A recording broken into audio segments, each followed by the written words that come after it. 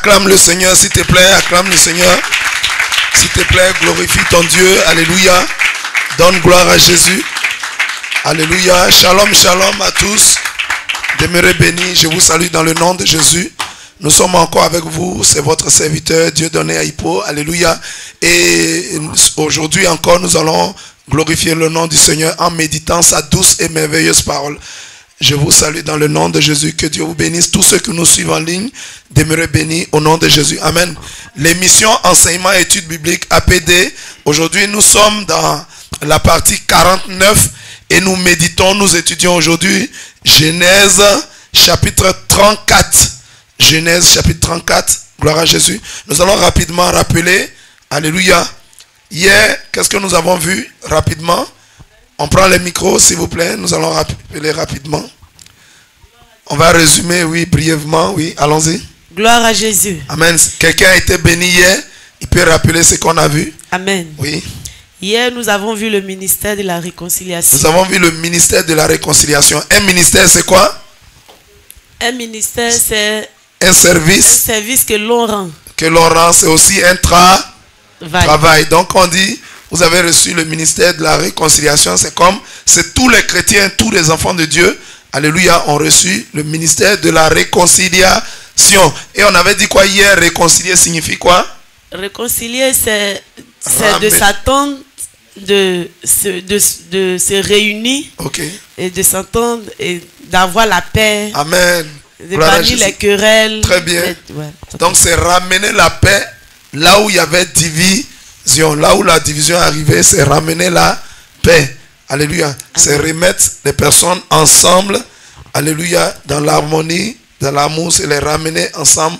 C'est ramener la paix. Gloire à Jésus. C'est ce qu'on avait dit hier. Amen. Donc la Bible dit que nous avons reçu un ministère de la réconciliation. Les chrétiens ont reçu le travail de la réconciliation. En temps normal, c'est pourquoi l'apôtre Paul dit, malheur à moi si je n'évangélise pas.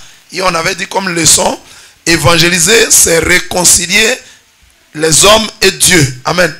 Évangéliser, c'est réconcilier Dieu et les hommes qu'il a créés. Gloire à Jésus. Amen, amen. Donc l'apôtre Paul a dit, il dit, malheur à moi si je n'évangélise pas. Si quelqu'un a reçu un travail qui ne le fait pas, il est démissionnaire. Il est démissionnaire, il n'est pas à son poste. Nous avons reçu un travail de réconciliation. Nous devons le faire. Si on ne le fait pas, Paul dit, malheur à moi si je n'évangélise pas, si je ne réconcilie pas les hommes et leurs créateurs. Donc tout enfant de Dieu doit évangéliser, doit réconcilier. Alléluia. Amen. Et pour que nous puissions réussir notre travail, qu'est-ce que Dieu nous a donné ensuite? En plus du ministère de la réconciliation, en 2 Corinthiens 5, verset 19, qu'est-ce que Dieu nous a donné? Qu'est-ce qu'il a mis dans notre bouche? La parole. Il a déposé parce que la réconciliation se fait par la parole. On s'assoit et on parle. Alléluia. Amen. Dans des propos apaisants et doux pour ramener afin de ramener la paix. Donc, Dieu n'a pas nous a pas laissé à vide pour dire allez réconcilier les gens, mais il a mis en nous la parole de la douceur, de la réconciliation. Gloire à Jésus. Amen. Quoi d'autre? On continue, oui. D'accord. Bon, je ne sais pas si je vais parler des personnages. Personnage, oui. Le personnage de Jacob et d'Ésaü. D'accord. Et nous avons vu que Jacob, étant un homme spirituel, a usé des stratégies pour toucher le cœur de son frère Ésaü. Et nous avons vu que le Seigneur, par sa grâce, qui était avec Jacob et qui avec Jacob a touché le cœur de son frère. Et son frère a accepté la réconciliation. D'accord. Il a accepté, il a tout. Mais est-ce que c'est Jacob qui avait touché le cœur de son frère? C'était qui? Est-ce qu'un homme par ses propres forces peut réaliser quelque chose? Non, non. Est-ce qu'un homme par sa propre sagesse peut faire quelque chose? Non, non. Alléluia. Dans une entreprise périlleuse comme celle de la réconciliation, si on l'entreprend mal, ça échoue. Donc est-ce que l'homme même peut réussir ça? Non. Sur qui Jacob a-t-il compté? Sur l'Éternel. Il a compté sur l'Éternel. D'accord. Amen, amen. Donc cette entreprise de réconciliation a réussi par l'action du Saint-Esprit, par l'action de Jésus-Christ de Nazareth, par l'action de Dieu. Oui. Amen. Oui. D'accord. Merci beaucoup. Acclamons le Seigneur pour la servante de Dieu. Amen. Oui. Serviteur de Dieu, allons-y. Hier aussi, nous avons vu que Jacob a employé des mots de respect. Jacob a employé des mots de respect, alléluia, vis-à-vis de son aîné. Alléluia, oui. Le micro, ce micro passe pas bien. Oui, allons-y. Passez un autre micro ici.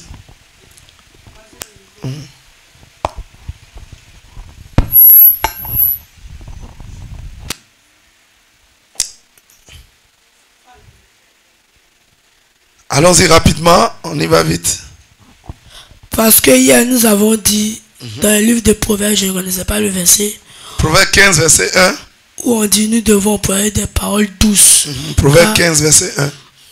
pour calmer la fureur. Pour calmer la fureur. Donc nous remarquons ici que dans toutes les paroles que Jacob envoyait à Ésaü, il disait toujours mon maître, mon Seigneur. Il disait son Seigneur, alléluia. Et lui-même, il se faisait appeler le serviteur de son frère. Très bien. Amen. On acclame le Seigneur. Passons le micro. Passons le micro au serviteur de Dieu. Quelqu'un a levé la main ici, oui. Quoi d'autre? Oui, hier, qu'est-ce qu'on a vu d'autre? Pas toujours les mêmes, hein, s'il vous plaît. Ce que je voudrais dire, c'est l'aptitude que Jacob avait adoptée vis-à-vis de son frère Ésaü. Nous avons vu que certaines aptitudes convenaient avec même le caractère de notre Seigneur Jésus-Christ. Alléluia. Le fait qu'il se prosterne 7 fois en terre.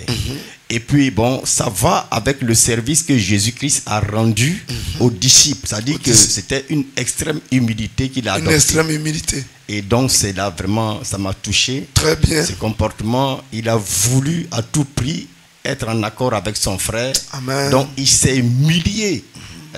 Comme le Seigneur on le dit dans lui-même, Philippiens 2, voilà, Philippiens 2. 7. Voilà, donc, il s'est humilié lui-même, se rendant obéissant jusqu'à la mort même de la croix. Gloire à Jésus. Après ça, Ésaü voulait qu'il passe devant. Il a dit non, il met Jésus devant toute chose. Ce n'est pas son frère de l'accompagner avec une armée. Amen. Voilà, donc vraiment, ce sont des paroles. Gloire à Jésus. Donc hier, on a dit, il ne faut jamais acclamer le Seigneur pour ce que le serviteur a dit. On a dit qu'il était totalement anormal que nous nous mettions devant. Amen. Quand toute chose, nous ne devons pas prendre, nous devons laisser Jésus devant. Amen. Nous devons mettre Dieu à la première place. Alléluia. Et nous ne devons jamais. Et on a donné la conséquence. On a dit, si on mettait notre mari, notre femme, nos enfants, notre travail, tout ce que nous faisons devant Jésus, qu'est-ce qui allait se passer? On a donné les conséquences de ça. Que Dieu doit toujours être au premier plan et à la première place. Amen. Puisque lui-même, il s'est proclamé le premier. Il dit, je suis le premier. Et on a dit, la place du premier, c'est d'être en avant. Amen. Et il ne nous revenait jamais en tant que serviteur de Dieu, en tant qu'enfant de Dieu, en tant que peuple de Dieu, de nous mettre en avant. Alléluia. Amen, amen. Amen, amen. Il était totalement anormal de nous croire importants. Alléluia. De nous croire suffisants. Mais c'est Dieu que nous devons, c'est Jésus-Christ que nous devons toujours mettre devant. Amen. Et c'est Jésus qui occupe toujours la première place. Imaginez-vous un seul instant. Si quelqu'un nous dit, alléluia, imaginez-vous si nous devions nous donner la première place. La première place ne nous appartient pas. Gloire à Jésus. Elle appartient à Jésus-Christ de Nazareth. Alors, si une place ne t'appartient pas et tu la prends, comment on appelle ça? Alléluia. On appelle ça supplanter. Ça veut dire prendre la place de quelqu'un d'autre. Quelqu'un comprend? Prendre la place de quelqu'un d'autre. Chacun doit être à sa place. Quelle est la place de Jésus-Christ? C'est la première place. Nous ne devons jamais nous mettre en avant. C'est ce qu'on a dit hier, non? Que le nom du Seigneur soit béni. On continue. Gloire à Jésus. Alléluia. On peut commencer l'étude biblique d'aujourd'hui. Que le Seigneur nous bénisse. On va prendre nos Bibles rapidement. Prenons nos Bibles. Genèse chapitre 34. Genèse chapitre 34. Gloire à Jésus. Je vais lire la parole du Seigneur avec respect. Genèse 34.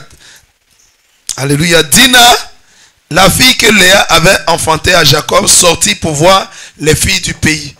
Alléluia. Amen, amen. Dina sortit pour voir les filles du pays. Dina signifie quoi? Dina veut dire, Dina signifie juger, ou bien jugement, ou bien loi. Alléluia. Le nom Dina signifie jugement, juger, ou bien la loi. Gloire à Jésus. Amen, amen. La Bible dit que Dina, la fille de Léa, Léa avait enfanté à Jacob, sorti pour voir les filles du pays. Léa a eu 6 fils et une fille. Ça fait combien d'enfants? 7 enfants. Elle a enfanté dans la plénitude. Amen. J'ai 7. Donc 7 enfants. Mais la Bible dit que la seule fille que cette famille avait, qu'est-ce qu'elle fit? Quand ils sont arrivés, hier nous avons vu que Jacob et sa famille étaient arrivés à Sichem.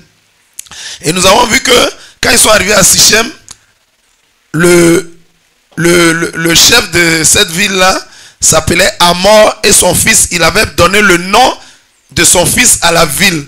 Son fils s'appelait Sichem. Le père s'appelait Hamor, on a vu ça hier, et le fils s'appelait Sichem. Il a donné le nom de son fils à la ville. Gloire à Jésus. Et on a vu donc hier que Jacob, quand il est arrivé à Sichem, alléluia, il a payé un terrain. Il a payé un terrain et on dit il a payé 100 pièces. Et les 100 pièces, c'était des kessitas.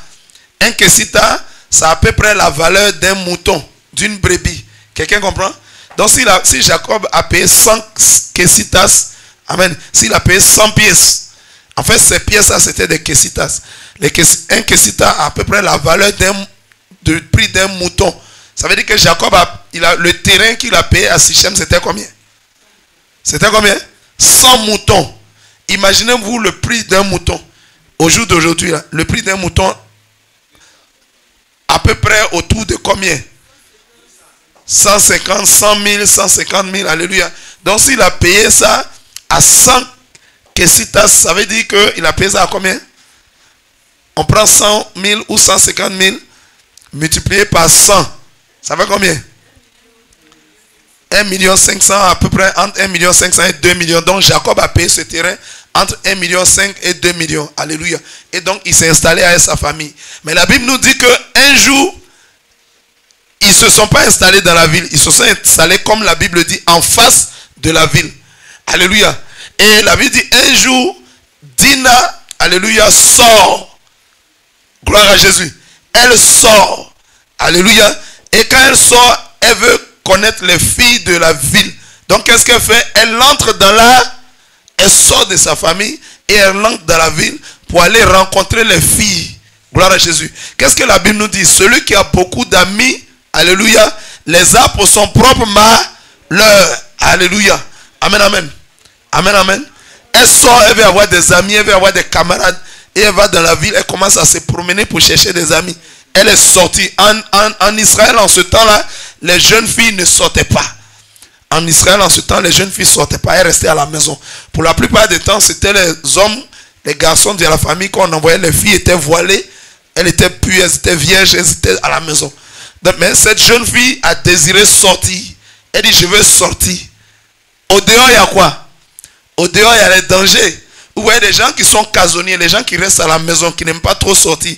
Ils sont préservés de beaucoup de dangers. Il y a des gens qui sont comme ça. Ils n'aiment pas trop sortir. Ils aiment rester à la maison.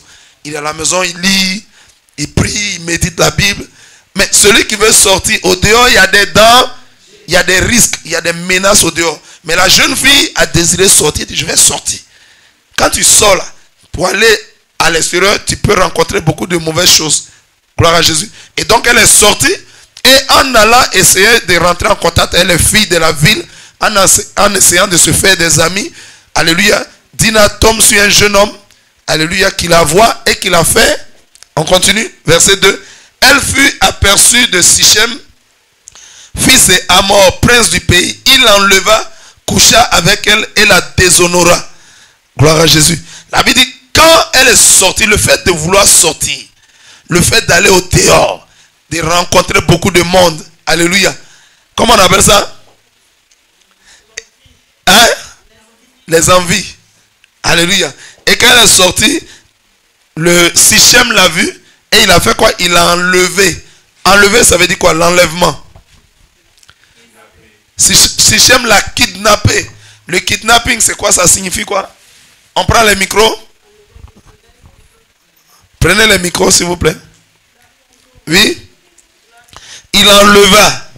Gloire à Jésus. Oui. Kidnapper quelqu'un, c'est de prendre quelqu'un sans son accord, sans son avis. Prendre quelqu'un de force, mais sans son accord. On le prend sans son accord, on le prend de force. Il n'a pas envie d'aller là où tu veux le mener, mais tu le prends et tu l'envoies là-bas. Donc il a kidnappé Dina et la Bible continue pour dire, il coucha avec elle. et la déshonora. Ça veut dire quoi? Il a couché avec elle. Il a eu des rapports intimes, des rapports sexuels avec la jeune fille. Gloire à Jésus. Et il a déshonoré. Déshonoré, ça veut dire quoi? Il lui a enlevé son honneur. Déshonorer quelqu'un, alléluia, c'est lui prendre son honneur. Alléluia. Amen, amen. Amen, amen. C'est toucher à sa réputation. Alléluia. Quelqu'un comprend? C'est lui enlever sa bonne réputation. C'est lui enlever son honneur. Gloire à Jésus. En couchant avec elle. Pourquoi il a déshonoré? Ça dit la déshonorer, ça veut dire quoi? Une jeune fille, tu la croises en temps normal pour aller avec une femme. Qu'est-ce que la Bible nous recommande? Qu'est-ce que la parole de Dieu nous recommande pour aller avec une femme?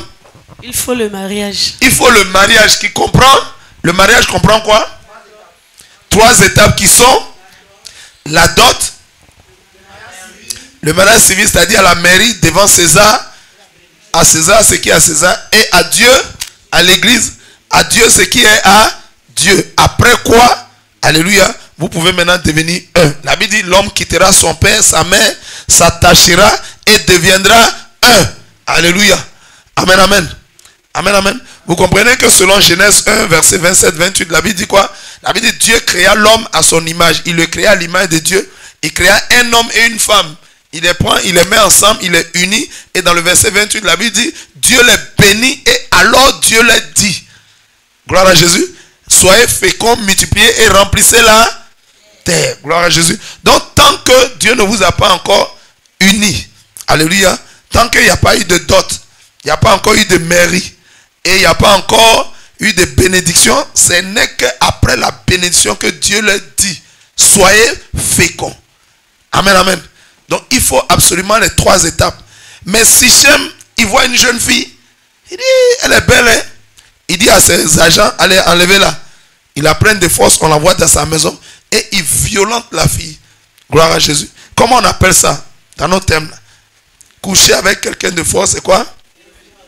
C'est le viol. On va expliquer le viol. Alléluia. Le viol, c'est quoi? Quelqu'un prend le micro. Tout le monde participe. Pas toujours les mêmes. Tout le monde participe. Qui connaît le viol? Violer veut dire quoi? Le viol vient du verbe violer. Violer veut dire quoi? Gloire à Dieu. Oui. Oui, allons-y. Violer. Oui, allons-y. Violer dit coucher avec quelqu'un de force sans son accord. Coucher avec quelqu'un, alléluia, de force sans son accord. Sans son accord. Il ne donne pas son accord. Ça veut dire qu'il n'est pas d'accord. Il n'est pas d'accord. Souvent, dans le monde, alléluia, alléluia, plusieurs personnes ne connaissent pas la parole de Dieu, ne connaissent pas la volonté de Dieu. Amen, amen. Quand vous forcez quelqu'un, ce n'est pas la volonté de Dieu. Qui est le plus puissant de l'univers? Qui est le plus puissant de l'univers? Jésus. Jésus-Christ de Nazareth. C'est le Dieu vivant, le Dieu tout-puissant, celui qui a créé tout l'univers. Alléluia. Est-ce que Jésus nous a créés? Il a créé toutes les nations, tous les peuples, toutes les ethnies, toutes les races de l'univers. Ce n'est que pure vérité. C'est Jésus qui nous a tous créés. Gloire à Jésus. Mais est-ce que Jésus force les hommes à l'accepter? Est-ce que Jésus oblige quelqu'un à devenir chrétien? Malgré qu'il est le plus fort, malgré qu'il est le plus puissant, est-ce qu'il nous force? Pourquoi il ne nous force pas? Est-ce qu'il nous a créés comme des robots? Alléluia. Est-ce qu'il nous a créés comme des marionnettes? Est-ce qu'il nous a créés comme des poupées? Non. Il a mis en nous 2 choses. Le libre arbitre, la liberté de choisir. Alléluia. Il a mis en nous la faculté de choisir. Vous voyez? Jésus est le plus puissant. Il est le véritable Dieu, le Dieu le plus puissant, le Dieu vivant, le vrai Dieu. Mais il ne force personne à l'adorer, à le louer. Alléluia. À le servir, à lui donner sa vie. Il dit, venez à moi, vous tous qui êtes fatigués, chargés, et je vous accorderai le repos. Matthieu 11, verset 28. Il ne force personne. Est-ce que vous savez que Dieu peut tout simplement claquer du doigt et tous les hommes qui sont sur la terre, toutes les nations, toutes les races confondues, vont devenir chrétiens, qu'ils le veuillent ou pas? C'est vrai ou bien c'est faux? Quelqu'un me comprend? Jésus peut tout simplement, d'un tout petit claquement du doigt, faire de tous les hommes de la terre des serviteurs de Jésus-Christ. Il peut le faire ou il ne peut pas le faire. Il peut très bien le faire. Et il a besoin juste d'une seconde pour le faire. Pourquoi il ne le fait pas? Parce que ce n'est pas un Dieu dictateur. Alléluia. Alléluia. C'est un Dieu d'amour. Il laisse chacun. C'est pourquoi Moïse a dit en Deutéronome 30 verset 19. Il dit quoi? Il dit, je mets aujourd'hui devant vous la vie et la mort, la bénédiction et la malédiction, mais choisissez la vie. La vie, c'est Jésus. Il ne nous force pas. Dieu pouvait tout simplement claquer du doigt. Alléluia. Et Jésus allait entrer dans le ventre de Marie. Que Marie le veuille ou pas, Dieu pouvait mettre son fils dans le ventre de Marie. C'est vrai ou bien c'est faux? C'est vrai ou bien c'est faux? Mais pourquoi il ne l'a pas fait? Parce que ce n'est pas un Dieu brigand. Ce n'est pas un Dieu voyou. Il veut que chacun l'accepte volontairement. Il dit, je me tiens à la porte de ton cœur et je frappe. Si tu entends, alléluia, et que tu ouvres la porte de ton cœur, alors j'entrerai et je souperai avec toi. Il dit, je me tiens à la porte et je frappe. Gloire à Jésus. Alléluia. Est-ce que Dieu a besoin de frapper à notre cœur? C'est lui qui nous a créé. C'est lui qui a créé notre cœur. Il ne peut pas rentrer directement dans notre cœur, mais il frappe. Et il attend patiemment qu'on lui ouvre la porte de nos cœurs. Il dit, si tu ouvres, c'est alors que j'entrerai et je souperai avec toi. Toutes ces expressions, toutes ces choses, c'est pour dire que Dieu ne force personne à le servir. Alléluia. Quand Dieu nous enseigne ça, c'est pour nous montrer que nul n'a le droit de forcer qui que ce soit. On doit laisser chacun choisir. Vous savez, le choix est une grande bénédiction, est une grande puissance, mais le choix porte une grande responsabilité. C'est que si toi-même tu as choisi, demain tu ne diras pas, on ne m'a pas prévu, tu ne diras pas qu'on m'a forcé. Il faut laisser chacun décider, chacun choisir qui il veut servir. C'est pourquoi Josué pouvait dire en Josué 24, verset 15, il dit, moi et ma maison, nous servirons l'Éternel. Chacun choisit qui il veut servir. Pour que le jour du jugement, tu ne dises pas, est-ce que vous savez qu'il y a des hommes, si Dieu force tout le monde, s'il claque du doigt, tout le monde devient chrétien. Le jour du jugement, il y a rien qui dit, nous on ne voulait pas te servir, tu nous as obligés à te servir. Nous on ne voulait pas t'adorer. Nous on voulait adorer les démons. Il y a des hommes qui vont accuser Dieu comme ça. Donc Dieu laisse chacun choisir. Et c'est le principe, c'est le système de fonctionnement du Dieu que nous adorons, qui s'appelle Jésus-Christ. Il ne force personne. Il laisse chacun choisir pour que le jour du jugement, tu sois responsable et comptable devant Dieu. Si tu as choisi les démons, si tu as choisi de servir Satan et ses démons, tu ne diras pas, mais Dieu, pourquoi j'ai choisi Satan et ses démons? Il va dire, mais moi, ma grâce était disponible. Je t'ai tendu ma main. Tu as préféré choisir mon ennemi. Quelqu'un comprend? Vous voyez le choix? On doit laisser tout le monde choisir. On ne doit forcer personne. C'est pourquoi même dans le mariage, alléluia, le mariage, ce n'est pas toutes les cérémonies qui sont tout autour. Le mariage, c'est le consentement. C'est-à-dire l'accord que chacun, donc Dieu laisse. Si tu veux prendre telle femme, tu la prends. Tu veux prendre cet homme, tu le prends. Mais tu ne diras pas que c'est Dieu qui t'a obligé. Quelqu'un comprend? Donc pour aller avec une femme, il faut l'épouser. Mais Sichem a vu Dina, il a enlevé, il a kidnappé, et il allait coucher avec elle, il a déshonoré. Gloire à Jésus. Quelqu'un comprend ça? Acclame le Seigneur si tu comprends. Il couchait avec elle et il a déshonoré. En d'autres termes, on appelle ça le viol. Violer quelqu'un, c'est le forcer, l'obliger par la violence, alléluia, et coucher avec la personne sans son accord, sans son consentement. Amen. Spirituellement, c'est une malédiction. C'est très mauvais. Nul n'a le droit de forcer personne à aller dans les liens intimes avec lui. Amen, amen. L'acte intime est un acte d'amour. Deux personnes qui se sont aimées, qui se sont appréciées, qui se sont acceptées. Alléluia. Ils sont en communion. Ils sont comme un. Ils vont ensemble, les deux sont d'accord. Mais quand tu prends une personne, tu la violentes, c'est pas bon. Quelqu'un comprend? C'est rattaché à une malédiction. Quelqu'un comprend ça? Alléluia. Et ça crée, tout ce qui ne vient pas de Dieu crée beaucoup de problèmes. Verset 3. Son cœur s'attacha à Dina, fille de Jacob. Il aima la jeune fille.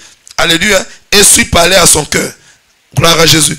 Quand il est allé avec Dina, il a commencé à s'attacher avec elle.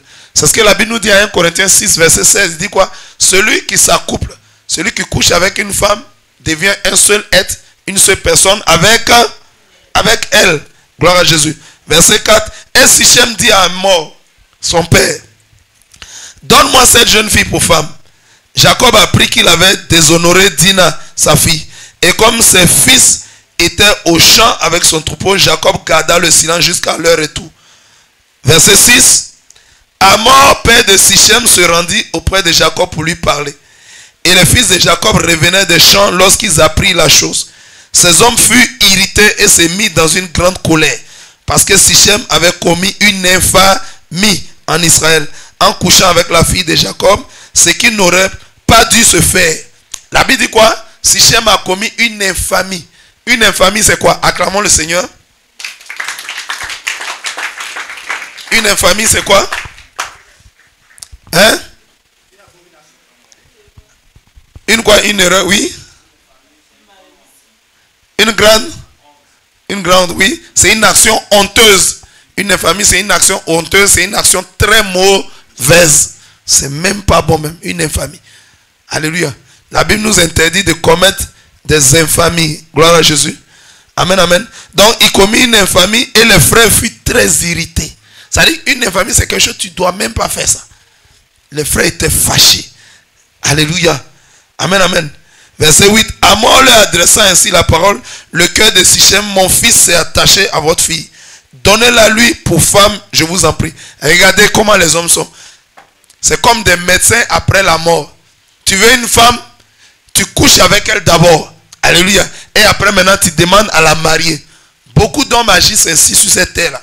Mais ce n'est pas la pensée de notre Dieu, ce n'est pas la volonté de notre Dieu. Vous savez, le Dieu que nous servons, c'est un Dieu d'ordre. Quand on dit ordre, ça veut dire quoi? Quand on commence à compter par quoi? 0, 1, 2, 3, 4, n'est-ce pas? Alléluia. C'est comme si vous commenciez à compter par 5, 4, 3, 2, 8, 9. Comment on appelle ça? Le désordre. Le Dieu que nous servons, ce n'est pas un Dieu de désordre. Alléluia. Il a fait une société.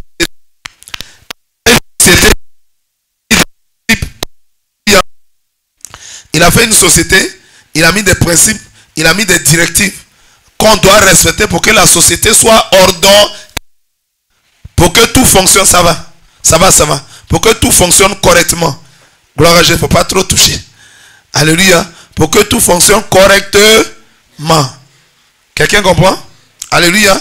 Regardez, qu'est-ce que Dieu fait? L'Éternel, notre Dieu, met, quand nous regardons Genèse 1, verset 27-28, l'Éternel Dieu positionne un cheval, alléluia, et il met derrière la charrue. Gloire à Jésus. Il positionne un bœuf et il met derrière la charrue. Pourquoi? Dieu sait qu'il a créé le bœuf pour tirer la charrue. Il sait qu'il a créé le cheval pour tirer la charrue. Mais il n'a pas créé le cheval pour pousser les bagages. La charrue, c'est les bagages. Amen, amen. C'est les bagages ou les porte-bagages. Ce qui porte les bagages, c'est ce qu'on met à l'arrière. Mais Dieu sait qu'il a créé le cheval pour tirer les bagages. Mais si vous mettez les bagages devant le cheval ne peut pas pousser les bagages. Quelqu'un comprend? D'ordre. Gloire à Jésus. Quelqu'un comprend? On appelle ça le Dieu d'ordre. C'est un Dieu qui a tout créé, alléluia, mais il a fait tout par ordre, pas dans le désordre. Regardez, avant d'aller avec le cheval, c'est quoi? Le cheval, c'est le mariage. Le cheval, c'est comme l'image du mariage. Et la charrue, c'est quoi? Les rapports intimes. Avant de faire les rapports, il faut d'abord se marier. Il faut positionner d'abord le cheval. Il faut se marier pour faire les rapports. Parce que les rapports intimes sont exclusivement, alléluia, absolument réservés aux hommes et aux femmes, alléluia, mariés légalement devant Dieu et devant les hommes. Amen. Le mariage, les rapports sexuels ne sont pas réservés à des personnes qui ne sont pas mariées. Tout ce qu'on veut faire sur cette terre, il y a une condition. C'est vrai ou bien c'est faux? Tout ce que vous voulez faire sur la terre, il y a une condition. Vous ne pouvez entrer dans la chose que quand vous remplissez les conditions. Mais regardez comment les hommes sont. Le fait de vouloir coucher, alléluia, avant le mariage, c'est comme je ne remplis pas les conditions, mais je fais quand même. Est-ce que quelqu'un me comprend? Est-ce que ça peut vous bénir? Est-ce que ça peut vous faire du bien? Comme ça ne vient pas de Dieu, ça ne créera que problème sur problème. Gloire à Jésus. le Dieu que nous servons, Jésus-Christ de Nazareth, est un Dieu d'ordre. Nous-mêmes, nous savons que sur cette terre, tant que tu ne remplis pas les conditions d'une chose, tu ne dois pas aller dedans. En toute chose, il y a des conditions. Pour que vous puissiez mettre votre enfant, le scolariser dans une école, on va dire amenez ceci, amenez ça, amenez ça, amenez ça. Quand vous avez amené, vous pouvez dire que votre enfant fréquente et payer une scolarité dans cette école. Mais vous ne remplissez pas, vous dites non, mon enfant est quand même dans cette école. Mon enfant fréquente dans cette école. Est-ce que c'est correct? Quelqu'un comprend? Toute chose, il y a une condition. Amor, alléluia, alléluia, a reçu Dina quand elle est arrivée dans la ville, mais son fils Sichem l'a enlevé pour aller avec elle. Pourtant, il ne l'avait pas épousé. Selon la parole de Dieu, selon la Bible, c'est un péché. Alléluia. C'est un péché. Et on parle de fornication. Lorsque un homme et une femme habitent ensemble, alléluia, alléluia, et ils font comme ils étaient mariés alors qu'ils ne le sont pas. Quelqu'un comprend? Ils font comme des mariés. Les mariés s'appellent comment? Mon mari, ma femme, mon mari. Eux aussi, ils vivent ensemble, ils ne sont pas mariés. Mais la femme dit, mon mari allait au travail. Le mari dit, ma femme est à la maison, elle est en train de faire choses. Ils s'appellent comme s'ils étaient dans les conditions. Et ils font aussi tout ce que les mariés font, alors qu'ils ne sont pas dans les conditions. Quelqu'un comprend? Selon la parole de Dieu, Dieu exige le mariage avant tout acte sexuel. Quelqu'un comprend? C'est ce que Sichem ne savait pas. Vous voyez pourquoi Dieu nous dit de marier des gens avec lesquels nous avons le même Dieu. Si quelqu'un ne le sait pas, ce n'est pas un problème pour lui. Pour lui, on peut coucher pour coucher. Et cela va créer plus tard des conséquences terribles. Ça va créer des maladies, ça va créer des infections, des IST. Ça va créer des malédictions, des blocages. Ça va créer, même ça c'est au plan physique, mais les conséquences spirituelles sont encore beaucoup plus dangereuses. Amen. Il y aura des situations de possession démoniaque qui vont entrer dans le corps des hommes à cause du fait qu'ils n'ont pas respecté le sacré qui est dans le mariage. Tu ne respectes pas le sacré. C'est Dieu qui a institué le mariage est sacré. Alléluia. Amen, amen.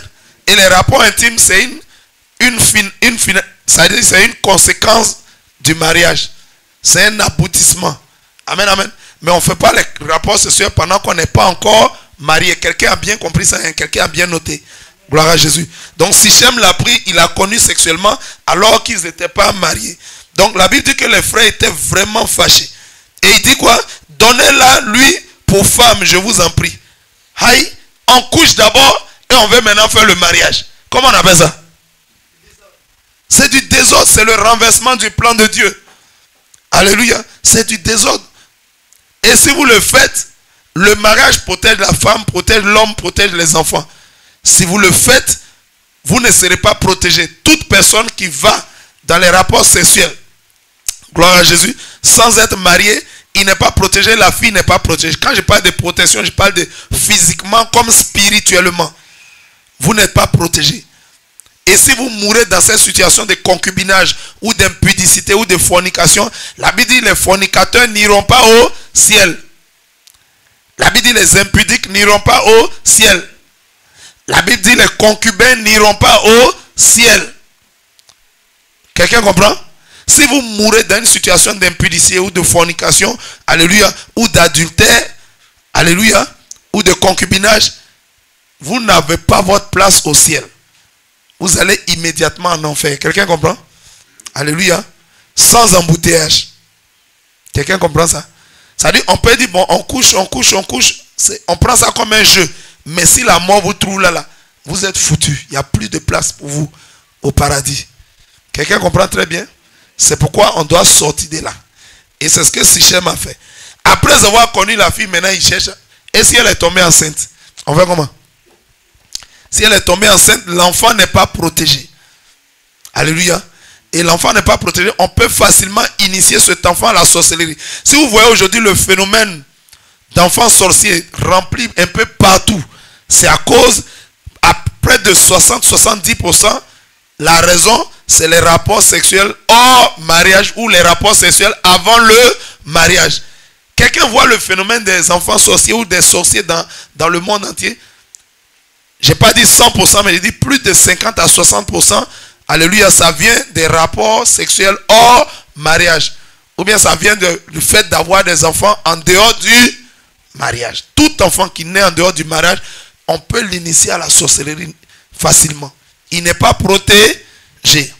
À ce sujet, j'aimerais vous raconter une petite histoire. Il y a un monsieur, il y a une personne qui aimait boire le sang. Il ne connaissait pas Jésus. Il était dans la sorcellerie, il buvait le sang souvent. Et souvent, il est en manque de sang, il ne trouve pas le sang. Quand il ne trouve pas le sang, il se dirige dans les maternités. C'est spirituellement, hein. Physiquement, vous ne le verrez pas. Les docteurs vont regarder les sages-femmes, elles ne le verront pas parce qu'il se transforme en moustique. C'est un sorcier. Alléluia. Et quand il se transforme en moustique, vous voyez, quand une femme accouche, on la met dans une salle avec son bébé. Une autre accouche, on la met dans une salle avec son bébé. Et les femmes sont remplies dans. C'est là-bas que lui il va. Et il se change en moustique ou en insecte. Et il va piquer les bébés pour boire leur sang. Je vous parle du monde spirituel. Et quand il boit le sang, il va sur tel bébé, il boit le sang. Il va sur tel bébé, il suce son sang. Il va là, il boit le sang. Il va là, il suce le sang. Étant comme un tout petit insecte que la mère même ne voit même pas. Mais quand il est dans la salle, il continue de boire le sang. Il voit dans le fond de la salle un bébé qui brille comme une lumière. Il brille plus de 100 milliards de fois plus que le soleil. L'enfant dégage une lumière insupportable pour lui.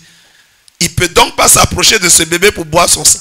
Ce bébé-là, ce n'est pas l'enfant d'un pasteur avec son épouse. C'est l'enfant d'un homme et d'une femme, alléluia, qui patiemment ont attendu d'abord de faire la dot. Après la dot, ils sont allés à la mairie pour que l'officier de l'état civil célèbre le mariage. Alléluia. Gloire à Jésus. Et après cette célébration, ils vont à l'église et le représentant de Dieu là-bas, le pasteur, l'évangéliste, l'apôtre, le docteur, le prophète, bénit le mariage au nom de Dieu. Et quand c'est fini, alléluia, cet homme et cette femme vont maintenant dans le lieu secret pour se connaître. Quand bébé sort de là, l'enfant naît comme une lumière. Aucun sorcier ne peut initier cet enfant à la sorcellerie.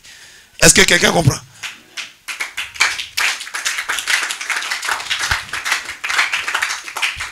L'enfant naît comme la lumière. Vous comprenez?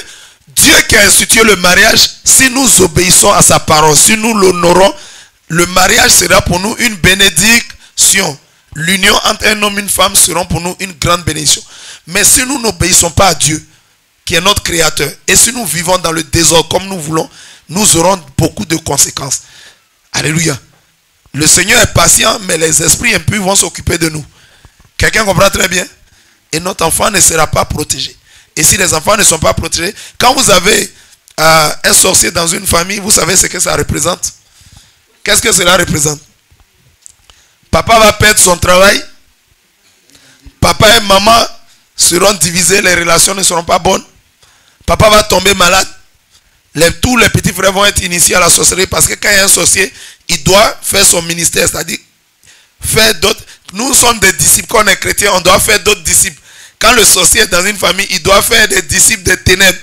Il doit, acclame le Seigneur. Il doit initier d'autres personnes. Nous, on veut que les chrétiens soient nombreux. Quelqu'un qui est un sorcier veut que les sorciers se mutuent. Donc, il va essayer d'initier tous ses petits frères et tous ses petites soeurs à la sorcellerie. Et ça sera des attaques. Mais quand un sorcier est délivré, alléluia, la famille est en paix. Quelqu'un comprend? Honorons la parole de Dieu. Obéissons à la parole de Dieu. C'est lui qui a institué le mariage. Et quand Dieu a institué le mariage, il a mis les rapports intimes, il a mis tout ça. Mais on ne peut pas détacher les rapports sexuels du mariage. Non, on veut faire les rapports sans mariage. Alléluia. C'est un package. Ça est dans le mariage. Si tu entres dans le mariage, tu auras droit à tout ça. Quelqu'un comprend? Acclame la puissance de la parole de Dieu. Gloire à Jésus. Verset 9, il dit, alliez-vous à nous. Vous nous donnerez vos filles et vous prendrez pour vous les nôtres. Alléluia. La pensée de Sichem et de son père Hamor était contraire à quel verset de la Bible? Alléluia. Il dit, unissez-vous à nous et on va devenir le même peuple. Qu'est-ce que Dieu a dit en Deutéronome 7, verset 3? Dieu a dit quoi? Vous ne vous allierez point. Vous ne vous allierez... Oui, allons-y. Vous ne vous allierez point à ces peuples-là, alléluia, par mariage. Vous ne donnerez point vos fils à leurs filles et vous ne prendrez point leurs filles pour vos fils. Dieu dit, il ne faut jamais faire ça. Ceux qui servent Jésus-Christ de Nazareth, mariage, ce n'est pas forcé. Alléluia.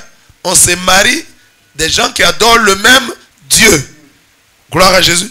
C'est ce que la Bible nous dit. Pourquoi Dieu l'avait dit?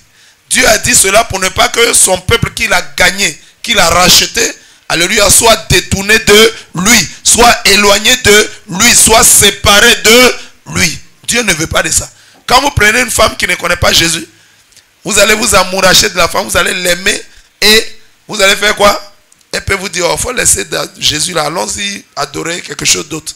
Elle va vous éloigner de votre Dieu. C'est pourquoi Dieu ne veut pas qu'on s'allie. Pas parce que ce ne sont pas des hommes. Pas parce que c'est une discrimination. Non. C'est Dieu qui a créé tous les peuples, toutes les nations. Tout le monde appartient à Jésus-Christ de Nazareth. Quelqu'un me comprend? Dieu aime tous les peuples. Dieu aime toutes les nations. Il n'y a pas une nation que Dieu haït. Dieu aime tous les... Vous pouvez imaginer toutes les nations qui sont sur la terre. Dieu les aime. Pourquoi? Parce que c'est lui qui les a créés. Donc il ne les méprise pas.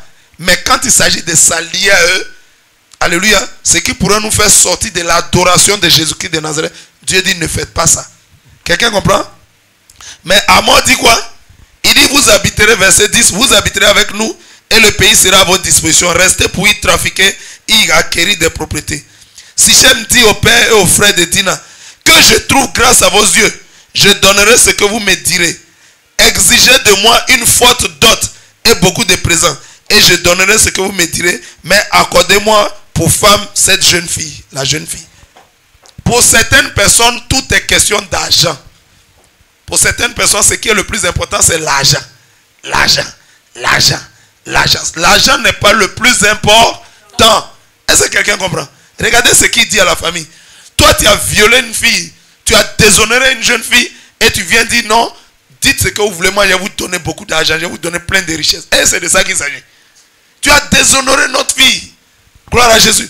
Elle t'a pas accepté, tu l'as forcé. Tu l'as déshonoré. Tout n'est pas question d'argent sur la terre. Pour certaines personnes, tout est l'argent. Tout est les villas. Tout c'est les voitures. Tout c'est les richesses. Il ne s'agit pas de ça. Il y a des valeurs morales. Alléluia. Il y a des valeurs aux yeux de notre Dieu. Ce n'est pas l'argent. Quelqu'un comprend? L'argent même là. La Bible dit que l'or et l'argent appartiennent à Dieu. Ça appartient à Jésus-Christ.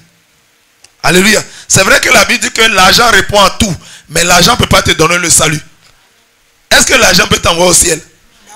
Tu peux être multimilliardaire. Il y a des gens qui sont des multimilliardaires. Ils ont des voitures, des avions, des hélicos. Mais ils n'ont pas la paix du cœur. Ils ne sont pas heureux. Ils ont toutes les femmes de la terre. Mais ils ne sont pas heureux. Quand ils rentrent chez eux, quand ils finissent tous ces tapages, ils rentrent chez eux à la maison, ils sont misérables.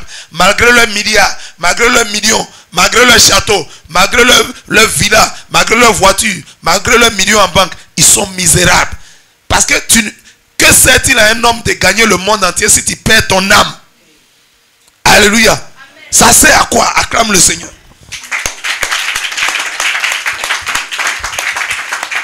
Ça sert à quoi de gagner, de conquérir toute la terre? Il y a des gens qui n'ont pas de villas, ils ont des quartiers entiers. Tu vois un quartier là, 800 villas dans un quartier. Tout ça c'est pour lui. Et il a 500 villas. Il n'a pas ville, il a quartier. Toutes les villas lui appartiennent, il a des millions. Mais il n'a pas la paix du cœur. Quand il rentre le soir, des gros serpents tombent sur lui. Des esprits l'effraient. On dit, faut pas avoir peur. Hein? Sinon tu vas devenir fou. Donc il voit les gros serpents et puis il leur fait bisous.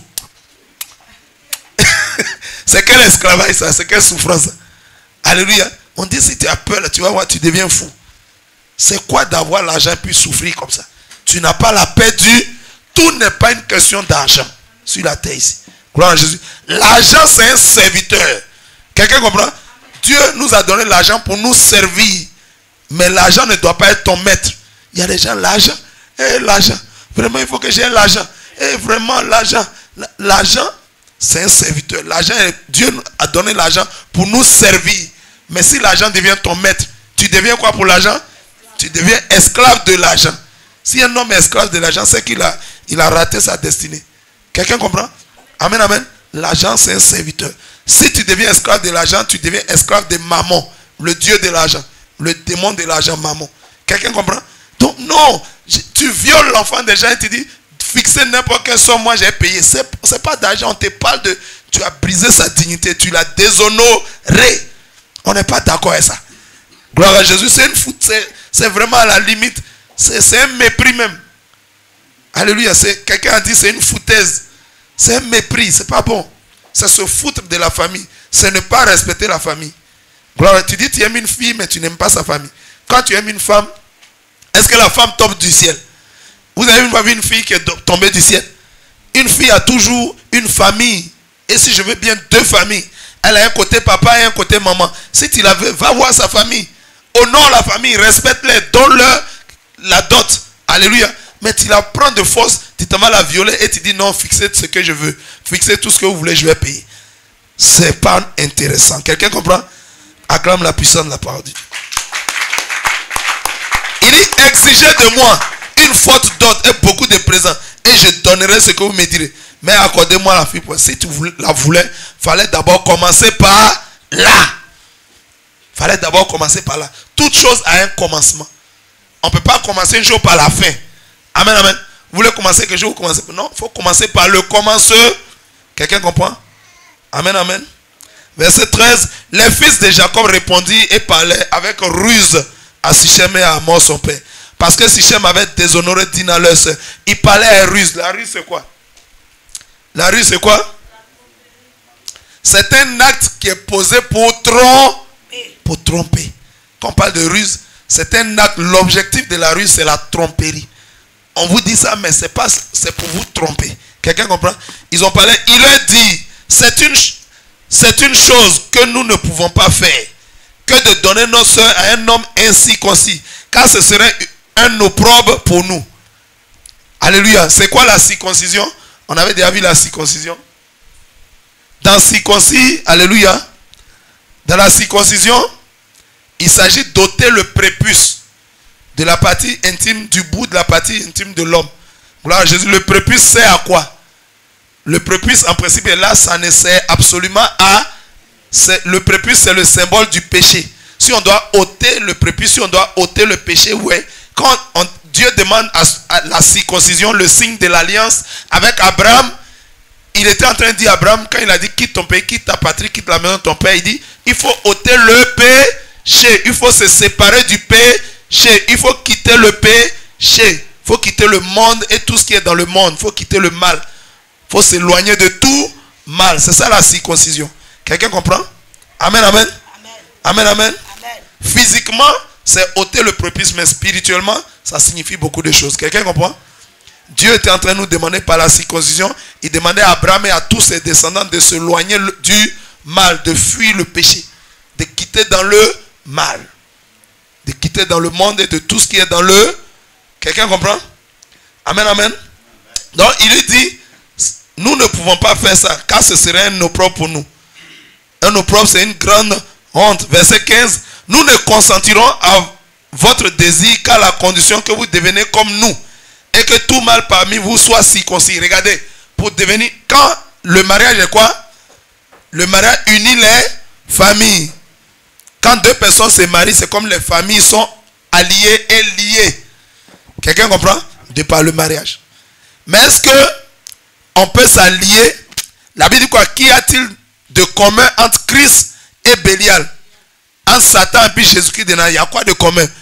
Pour que deux personnes qui adorent des dieux étrangers s'unissent. Est-ce qu'on peut unir Satan à Jésus?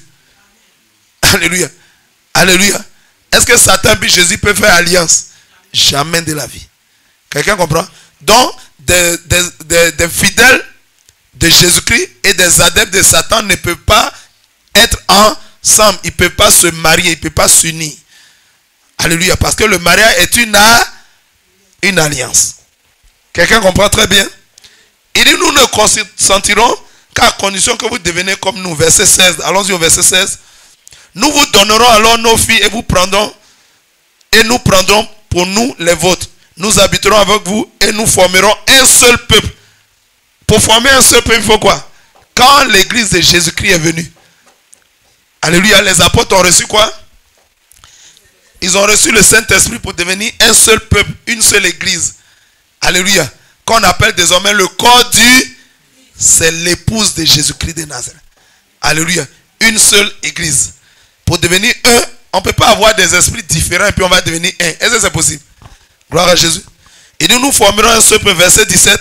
Mais si vous ne voulez pas nous écouter et vous faire circoncis, nous prendrons notre fille et nous nous en irons. C'était un chant. C'était un chantage. Alléluia. Leur parole eut l'assentiment de Hamor de Sichem. Un assentiment, c'est quoi? Un accord. Ça veut dire que quand les fils de Jacob ont parlé comme ça, Sichem et son père Hamor sont tombés d'accord. Il y a eu leur assentiment et le fils de Hamor. Verset 19. Le jeune homme ne tarda pas à faire la chose car il aimait la fille de Jacob. Il était considéré de toute la maison de son père. Hamor et Sichem, son fils, se rendit à la porte de leur ville et parlaient ainsi aux gens de leur ville. Ces hommes sont paisibles à notre égard, qu'ils restent dans le pays et qu'ils y trafiquent. Le pays est assez vaste pour eux. Nous prendrons pour femmes leurs filles et nous leur donnerons nos filles. Est-ce que vous pensez que c'est possible? Aujourd'hui, il y a beaucoup de chrétiens qui veulent se marier à tous les hommes qui passent. Il y a des chrétiennes qui veulent se marier à tous les hommes qui passent. Il y a des chrétiens qui veulent se marier à toutes les filles qui passent. Il y a souffrance de... Vous voyez la jeune fille aujourd'hui, elle est gentille. Alléluia, mais demain, les esprits vont se manifester et commencer à lui faire agir d'une autre manière. Et tu seras découragé. Tu diras, ah, mais c'est pas celle-là qui était bien gentille. C'est pas de sa faute. Ce sont les esprits. Amen, amen. Quand le Saint-Esprit habite en nous, c'est pour nous faire quoi? C'est pour nous faire quoi? C'est pour nous conduire. C'est pour nous guider. C'est pour nous diriger. C'est pour nous orienter. Le Saint-Esprit vient en nous pour nous conduire. Quand des démons habitent en un homme, c'est pour lui faire quoi? Hein? Oui, mais le rendre méchant, c'est quoi? Les esprits sont comment? Ils sont méchants. Et quand ils le rendent méchant, c'est-à-dire ils le rendent comme lui.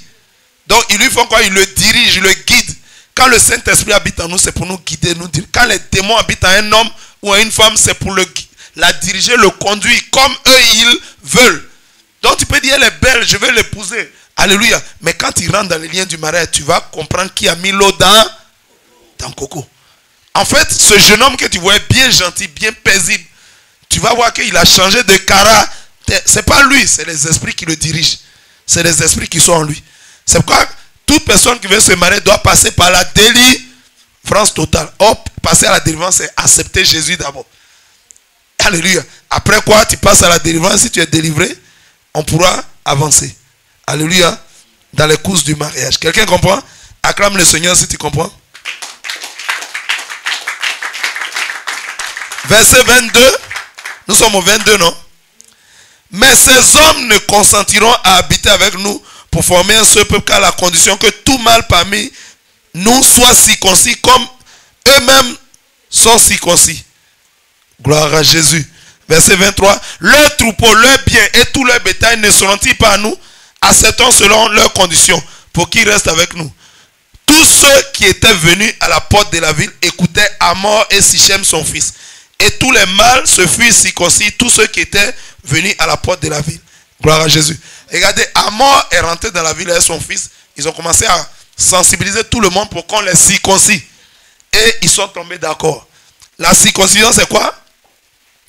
Allons-y dans le verset 25. Le troisième jour, pendant qu'ils étaient souffrants, les deux fils de Jacob, Simeon et Lévi, frères de Dina, prirent chacun leur épée, tombèrent sur la ville qui se croyait en sécurité et tuèrent tous les mâles. Les mâles, c'est qui? Tous les garçons, tous les hommes. Ils ont tué tous les garçons de la ville. Gloire à Jésus. Pourquoi? Ces hommes étaient quoi? Circoncis. 3 jours après, un garçon qui est circoncis, comment il marche? Il ne peut même pas bien se déplacer parce qu'il a mal. Donc il est là. En général, mais il reste couché. Donc pendant que tous les garçons à Sichem étaient couchés, ils ont pris épée, ils viennent, ils les égorgent, ils les tuent. Ils ont tué tout le monde. C'était à cause de quoi? Comment on appelle ça? Leur soeur avait été déshonorée. Comment on appelle ça? C'est une vengeance. Ils se sont vengés. Parce que le jeune homme a violé leur petite soeur. Vous voyez que le péché entraîne toujours un autre.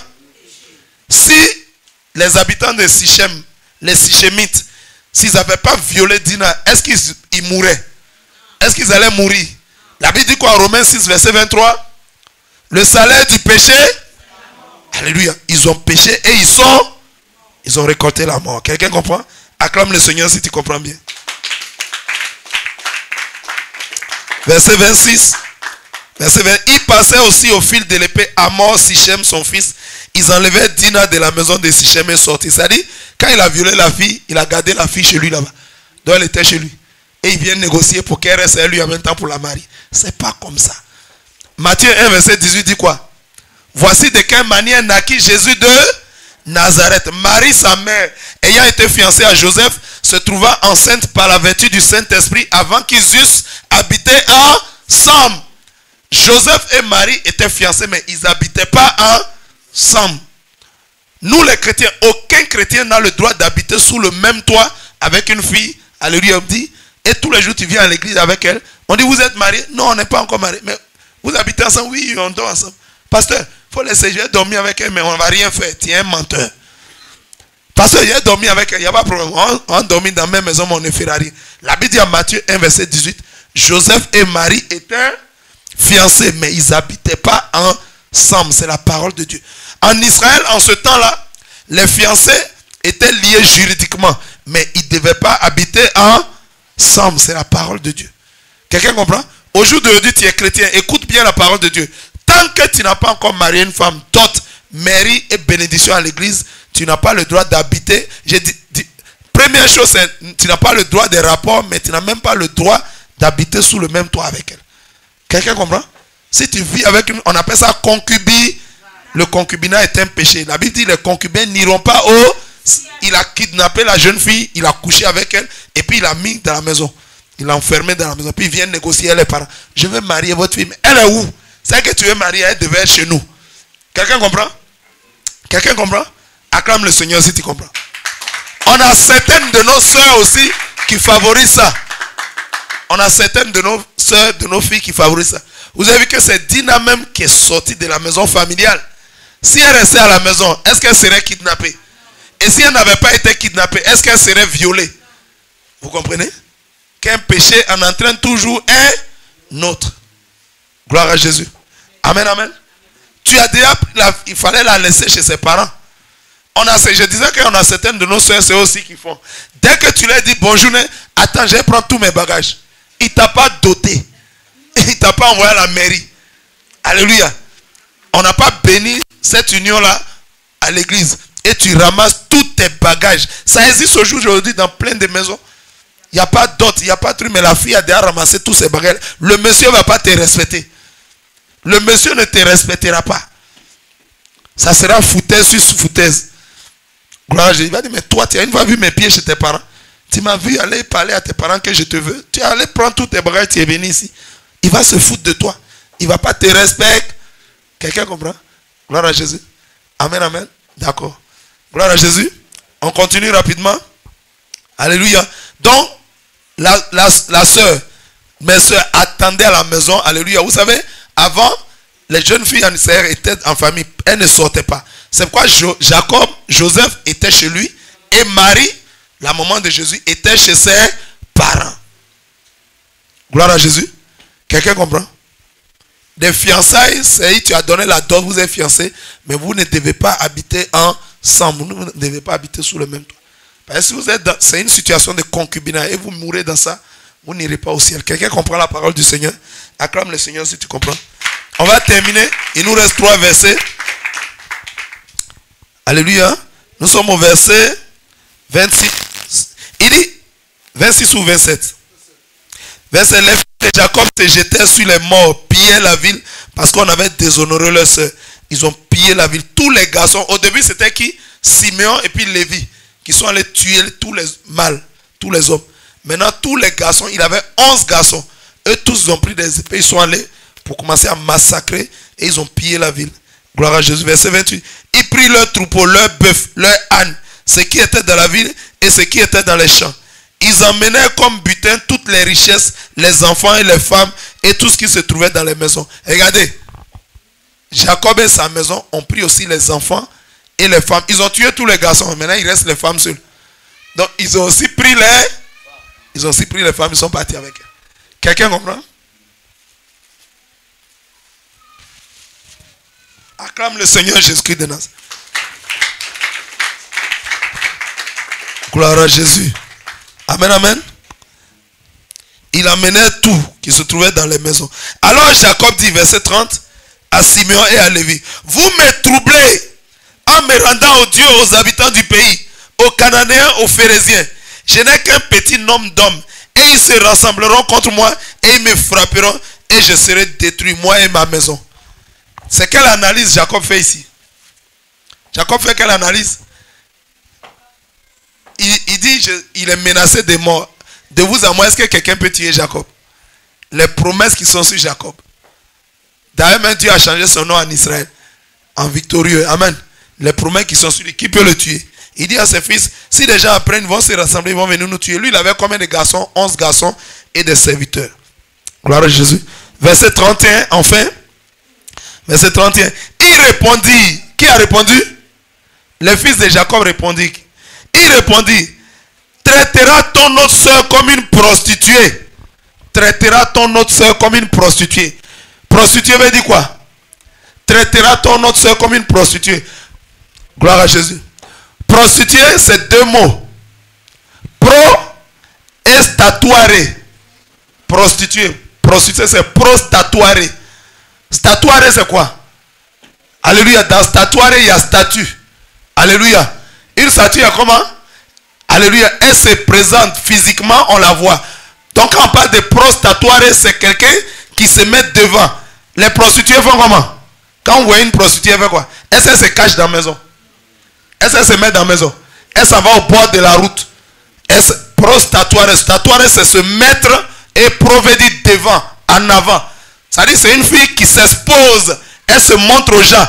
Elle porte un habillement. Elle veut que les gens la voient pour l'appeler, pour lui proposer. C'est que vous savez. Gloire à Jésus. La prostituée, c'est une femme. En principe, les femmes, j'ai dit en Israël, les femmes étaient réservées. Elles étaient toujours dans la maison. Elles sortaient aussi longtemps que tu ne sors pas là. Qui peut te kidnapper pour aller te violer? Gloire à Jésus. Mais la prostituée, ça dit que Dina s'est comportée comme qui? Le frère dit, notre soeur n'est pas une prostituée. Mais non, c'est que vous ne connaissez pas le sens de prostituée. Prostituée, prostatoire, veut dire qu'elle s'expose. Ce n'est pas quelqu'un qui se cache dans la maison. Elle veut qu'on la voie. Quand Dina est sortie, elle voulait quoi? Elle dit, elle est allée voir les filles de la ville. Quand tu t'envoies les filles de la ville aussi vont te voir. Et les garçons aussi vont te voir. C'est pourquoi vous voyez les habillements de nos jeunes sœurs qui ne sont pas encore dans le Seigneur, qui pratiquent la prostitution. Gloire à Jésus. Qui pratiquent la prostitution. Alléluia. Donc les frères disent que notre soeur n'est pas une prostituée, mais de vous à moi, comment est-ce que Dina s'est comportée? Elle s'est comportée comme une prostituée en allant te montrer, prostatoire, en allant t'exposer. Tant que Dina était chez ses parents, est-ce qu'on l'a violée? Quand elle était dans la maison chez sa famille, est-ce qu'on l'a violée? Il se promenait partout avec elle, mais elle était dans la mer. Mais toi, tu veux t'exposer. Toi, tu veux qu'on te voie. Tu vas porter une mini-jupe. Tu vas t'habiller d'une manière qu'on regarde ton corps. Tu te comportes qu'une prostatoire. Alléluia. Il dit, mais non, papa, notre soeur traitera notre soeur comme une prostituée. Alléluia. C'est ce qu'elle s'est montré. C'est pourquoi elle a été violée. Il y a des parents qui voient leur fille. La fille, elle a porté mini-jupe, petit jupe comme ça. Le papa a vu, la maman a vu, mais on la laisse sortir ça. Qu'est-ce qui peut se passer? Et puis, il y a un garçon qui marche derrière elle, là, elle se trémousse. Le garçon, elle petit, le papa a vu, n'a pas parlé. Quand ils vont la violer, elle dit, hey, ma fille là, la police, il y a quelqu'un qui a violé, mais toi-même regarde les habillements que ta fille porte. Elle provoque les gens, c'est la provocation. Elle provoque, elle tente, elle séduit, elle attire. C'est pourquoi la Bible dit, je veux aussi à 1 Timothée 2, verset 9, que la femme chrétienne soit vêtue d'une manière décente.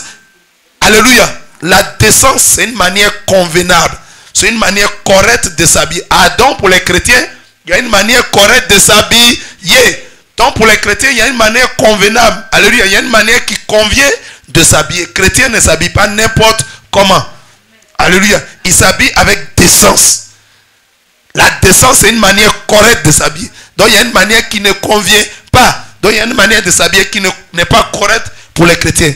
La Bible dit avec décence, avec pudeur et modestie. La pudeur, c'est quoi?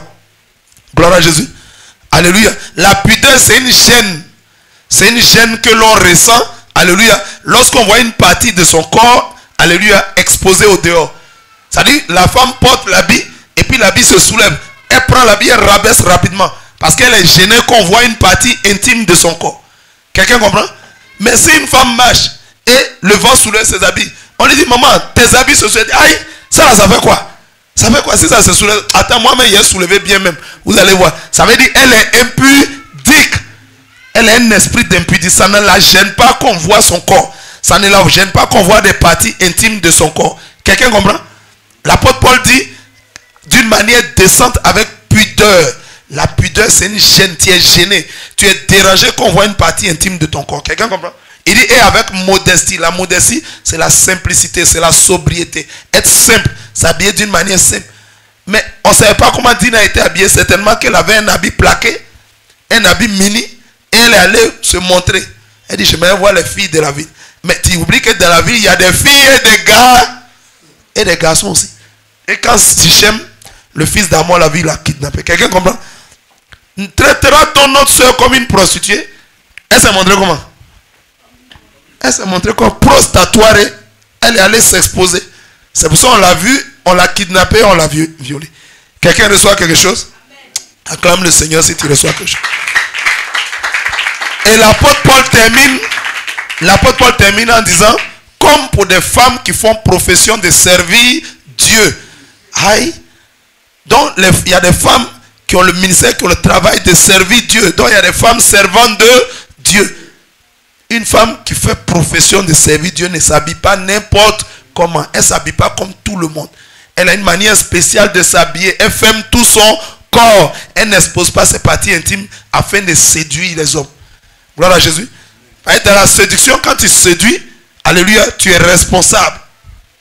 Le monsieur qui regarde, il a sa part, toi tu as ta part.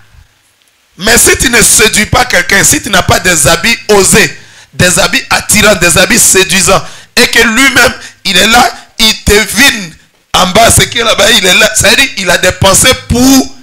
Il y a des gens qui sont comme ça. La femme est bien habillée, mais quand même, il développe, il regarde. C'est lui-même là, ses pensées sont pourries. Quelqu'un comprend? Amen, amen. Donc toi, tu n'as pas ta part de... Puisque tu n'as pas porté des habits qui attirent, des habits qui veulent séduire. Quelqu'un comprend? Elle va dire quoi? C'est le serpent qui m'a séduite. Acclame la puissance de la parole de Dieu. Tiens-toi debout. On va prier pour la fin. On a fini aujourd'hui. On continue demain avec Genèse 35. Nous avons fini Genèse 34 aujourd'hui. Quelqu'un est béni? Quelles sont les leçons qu'on a tirées? Qu'est-ce que les leçons qu'on peut tirer? Oui? Oui? Oui, vos messages. Donnez le micro, rapidement. On a fini. Je voudrais tirer quand même l'attention, parce que tout à l'heure, quand vous avez parlé des femmes qui font profession de servir Dieu, et par rapport au fait qu'on dise que, comme on appelle, on ne veut pas que les femmes servent Dieu. Quand on dit profession de servir Dieu, c'est travail. C'est le travail. Une profession, c'est un travail, oui. Voilà. Et puis deuxièmement, je voudrais parler aussi d'un fait que un homme de Dieu m'a dit hier par rapport à certains pasteurs qui sont mal habillés et qui fait sortir leurs parties intimes. Ce pasteur, on l'a invité dans une église pour aller prêcher. Mais tellement... Un peu fort. Tellement que le pantalon laissait voir les parties intimes. Donc toutes les femmes qui étaient assises avaient les regards n'étaient plus concentrées sur le message. Et c'est les parties intimes. Le pasteur a constaté cela. Le pasteur qui l'a invité... Le pasteur qui l'a invité a constaté cela. Et il a vu que toutes les femmes avaient les regards braqués sur les parties intimes. Je comprends. Comme pour dire quoi? Comme pour dire que ce n'est pas seulement les femmes qui s'habillent mal, mais il y a aussi des hommes qui s'habillent de manière incorrecte. Quelqu'un comprend? Ça concerne à la fois les femmes et les hommes, pas seulement les femmes. Quelqu'un comprend? C'est bon? Que le Seigneur nous bénisse. Donc le pasteur est venu arracher le micro au pasteur qui prêchait. Voilà. Parce que toutes ces parties, il était vraiment mal habillé. Voilà. C'est pas puissant. Amen, amen. Amen, amen. Alléluia. Que le Seigneur nous bénisse. Acclamons le Seigneur. On va se tenir debout. On va continuer demain. Nous allons prier. Merci Saint-Esprit pour ce temps encore. Pour cet enseignement ce jour encore. Pour toutes ces directives que tu nous donnes. Que ton nom soit béni. Que cela serve à ton peuple. Que nous marchons dans ta volonté et ta volonté seule. Au nom puissant de Jésus. Quelqu'un dit shalom. Que Dieu vous bénisse. À demain.